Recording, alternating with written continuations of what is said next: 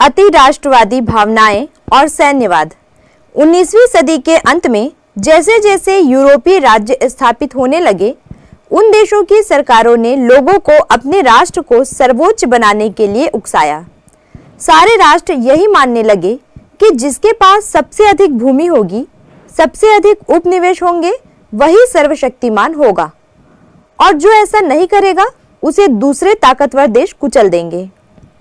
दूसरी ओर कई नए समुदाय, जिनकी अपनी भाषा या धर्म था, अपने आप को राष्ट्र मानकर अपने लिए स्वतंत्र राज्य बनाने के लिए संघर्ष करने लगे। इनमें प्रमुख थे पोलिश, चेक, हंगरी, स्लाव तथा यहूदी, जर्मन, ऑस्ट्रियाई, रूसी और तुर्की साम्राज्यों पर पड़ा। लेकिन समस्या यह थी कि एक ही भाषा बोलने वाले कई दूर दूर के इलाकों में बटे हुए थे। इन सब बातों के कारण यूरोप की राजनीति में उथल पुथल मचा रहा। देशों के अंदर और एक दूसरे के बीच तनाव लगातार बढ़ रहा था। सभी लोग यही मानने लगे कि इन समस्याओं का समाधान युद्ध के माध्यम से ही हो सकता है।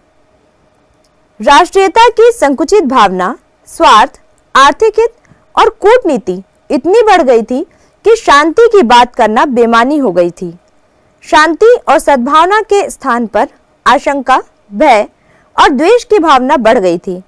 इस समय कई लोग डार्विन के सिद्धांत से प्रभावित थे और वे सामाजिक डार्विनवाद में विश्वास करते थे। अर्थात वे सोचते थे कि योग्यतम राष्ट्र ही बचेगा और उन्नति करेगा।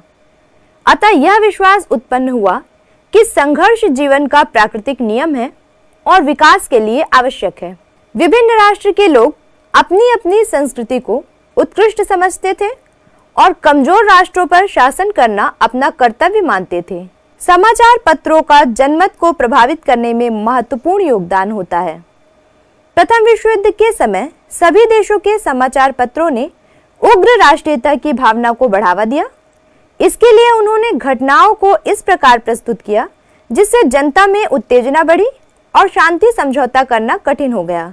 जब ब्रिटेन के समाचार पत्रों में कैसर विलियम द्वितीय की नीतियों की आलोचना की गई, तो जर्मनी की जनता ने इंग्लैंड को अपना शत्रु समझ लिया।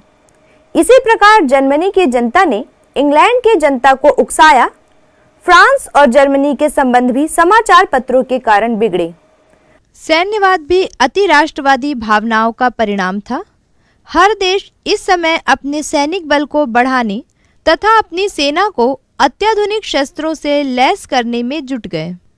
देशों के बीच होड़ सी लग गई थी कि किसके पास सबसे बड़ी सेना है, किसके पास सबसे अधिक युद्धपोत हैं, किसके पास सबसे अधिक तोप आदि हैं।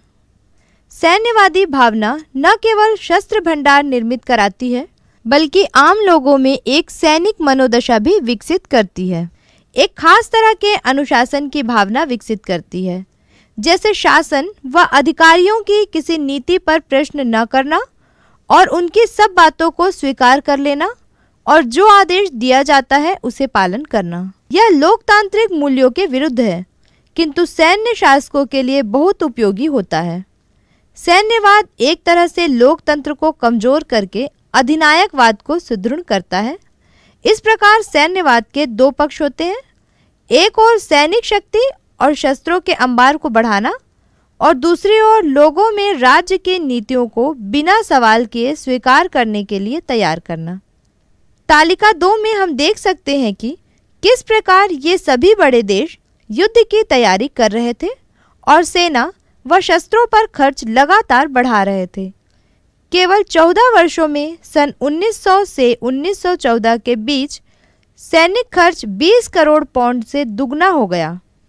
इन देशों में बहुत से कारखाने केवल शस्त्र उद्योग पर आधारित थे और बहुत से पूंजीपति उनमें यही सोचकर निवेश कर रहे थे कि युद्ध होगा तो इनकी मांग और बढ़ेगी और वे अधिक मुनाफा कमा सकते हैं। यूरोप के देशों में युद्ध विरोधी धारा धीरे धीरे विकसित हो रही थी, जिसमें मुख्य रूप से मजदूर आंदोलन और महिला अधिकार आंदोलन के लोग जुड़े हुए थे। उन्होंने यह कहकर युद्ध का विरोध किया कि यह लोगों की भलाई के लिए नहीं बल्कि शासकों के हितों में था।